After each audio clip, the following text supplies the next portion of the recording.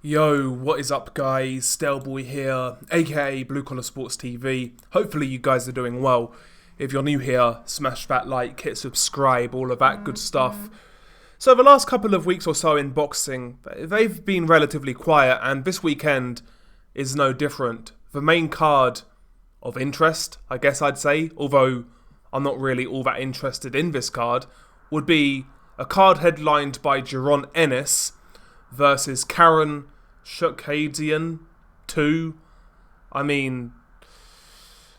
Chukhadzhian. I've forgotten how to say this guy's name. Of course, these two guys fought previously a couple of years ago.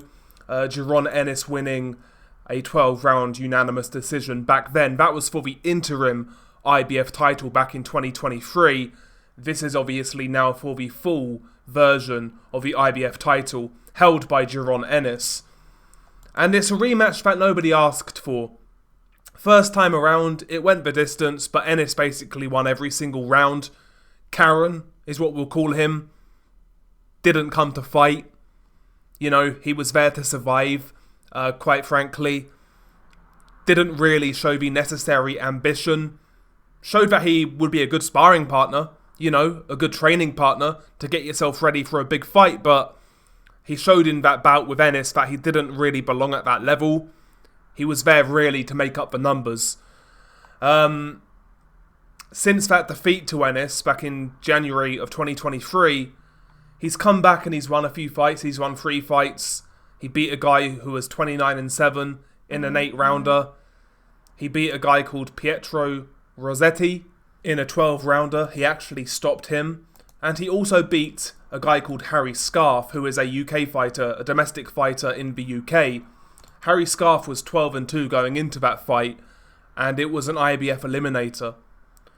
Harry Scarf, you know, again, good domestic guy, but nothing special. You know, he was the British welterweight champion, but nothing special, just a domestic level fighter. And Karen beat him UD 116-112 unanimously across the board. And that's how he's got his second shot at a world title. You know, he's got his second shot at a world title by being competitive and winning against a domestic level UK fighter. And from what I've seen, that was a hard fight for Karen, you know? So here we have it, the rematch that nobody asked for. Again, it's the sort of fight that makes no sense whatsoever. It's the sort of fight that boxing doesn't need. And it's the sort of fight that's really leading me to believe that Ennis sticking around at 147 is just wasting his time. He's just wasting his time. Number one, Jaron Ennis is on DAZN. So is he going to get the other title holders to fight him while he's a DAZN fighter? We're talking about guys like Brian Norman, who I believe is on Top Rank, Mario Barrios, who fights under the PBC banner. Is he going to get those unification fights? Probably not. Is he going to get a Stanionis fight, who also fights on PBC? Probably not. The only fight for Ennis at 147 that could generate interest would be a guy like Conor Benn. But Conor Benn's not a legacy fight, it's just a money fight. But aside from Conor Benn, there's nothing at 147 for Jaron Ennis. He's a big dude. He can't be having an easy time making weight. I think he's depleting himself and wasting time just staying at 147, quite frankly. Because fighting a guy like Karen again does nothing for him in any way whatsoever. Does nothing for his profile, does nothing for his resume or legacy, does nothing for his standing, does nothing for his appeal. It does nothing. Who wants to see this fight against a guy who didn't come to fight first time around? You know, the only intrigue this fight has is whether Ennis can stop Karen this time around and do a better job, you know, in trying to get him out of there. That's the only piece of intrigue surrounding this fight. Makes no sense whatsoever. For me, at this point in time, Ennis would be best suited to go to 154 because there are fights for him at 154. You know, Virgil Ortiz is on DAZN with Golden Boy. That's a massive fight in America. Virgil Ortiz versus Jaron Ennis. Terence Crawford has a belt at 154. it seems like Crawford these days is more of a free agent than anything. So that's a makeable fight. You know, the Boachuk versus Madrimov winner. Madrimov is a Matchroom fighter, DAZN fighter. That fight's out there for him. There's more fights for him at 154. There's more intriguing names. There's better names for his resume, his legacy. There's better fights for us fans. The names are at 154.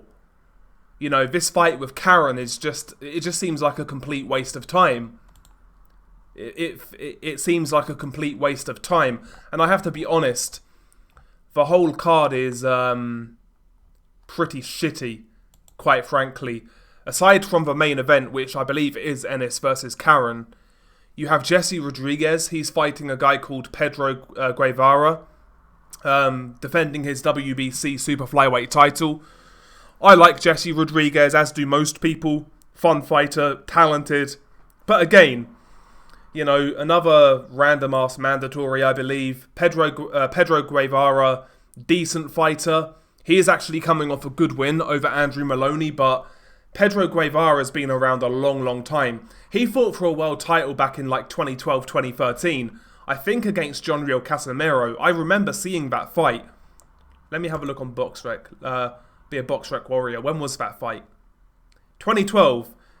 In 2012, he fought John Rio Casimiro in Mexico for the IBF light flyweight title. Lost that fight. Also fought, of course, Kenshiro in 2017. Lost that fight on points, majority decision. And recently lost to Carlos Cuadras end of last year, by a split decision. Pedro Guevara's stuck around a long, long time. But he's 42-4 now with one draw. He's 35 years old. He always comes to fight. It's going to be entertaining, but maybe I'm being a bit harsh on Pedro Guevara, but I feel like we've seen Bam Rodriguez fight these kind of older guys who are very experienced, not quite shot, but past their best. You know, we saw that with Sorungvasai. We saw that with Estrada, Cuadras. You know, he's fighting guys like that who are good, still good, but past their best. And Guevara would also fit into that category, in my opinion. So it's not really the fight I've been looking for Jesse Rodriguez. It's not awful, but it's not exactly something to get super excited about. And aside from that on the cards, you have the return of Raymond Ford following his loss to Nick Ball. He's in there with a guy called Orlando Gonzalez. Khalil Ko, who is a light heavyweight prospect, he's on the undercard as well. He's an okay prospect, Khalil Ko. Austin Williams is returning following his defeat to Hamza Shiraz. He's in an 8-rounder. But the card itself isn't all that special. Jaron Ennis versus Jaron Chukhadzhian, however you say his second name, poor. Jesse Rodriguez versus Guevara is better, but you know, I want to see Jesse in these unification fights, quite frankly, at super flyweight, but doesn't look like we're any closer right now. But yeah, disappointing in my opinion. Disappointing card. You know, I was just expecting or hoping for better opponents for both Jaron Ennis and Bam Rodriguez, but maybe I'm being uber negative. I don't think I am, to be honest, but there we go. Share your thoughts below. Beanie Guy Doughboy. Peace.